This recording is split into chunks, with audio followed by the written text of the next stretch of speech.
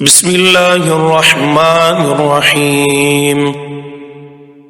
إذا جاءك المنافقون قالوا نشهد إنك لرسول الله الله يعلم إنك لرسوله والله يشهد إن المنافقين لكاذبون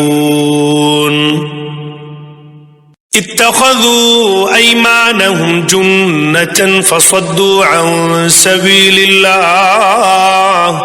إنهم ساء ما كانوا يعملون ذلك بأنهم آمنوا ثم كفروا فطبع على قلوبهم فهم لا يفقهون وإذا رأيتهم تعجبك أجسامهم وإن يقولوا تسمع لقولهم كأنهم خشب مسندة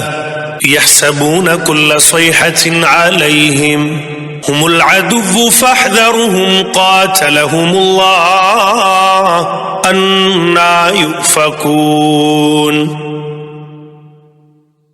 وإذا قيل لهم تعالوا يستغفر لكم رسول الله لووا رؤوسهم ورأيتهم يصدون وهم مستكبرون سواء عليهم أستغفرت لهم أم لم تستغفر لهم لن يغفر الله لهم إن الله لا يهدي القوم الفاسقين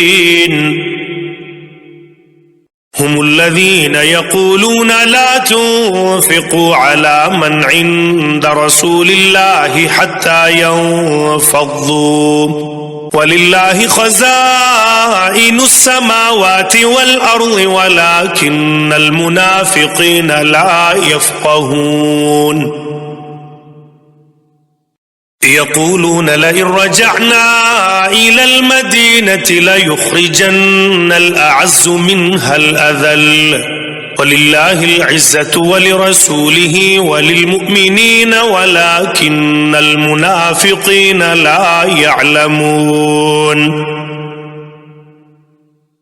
يا أيها الذين آمنوا لا تلهكم أموالكم ولا أولادكم عن ذكر الله ومن يفعل ذلك فأولئك هم الخاسرون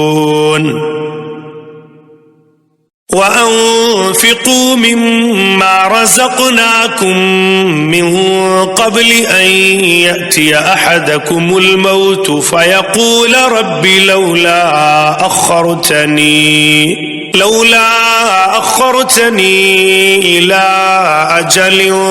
قريب فأصدق وأكن من الصالحين ولن يؤخر الله نفسا إذا جاء أجلها والله خبير بما تعملون.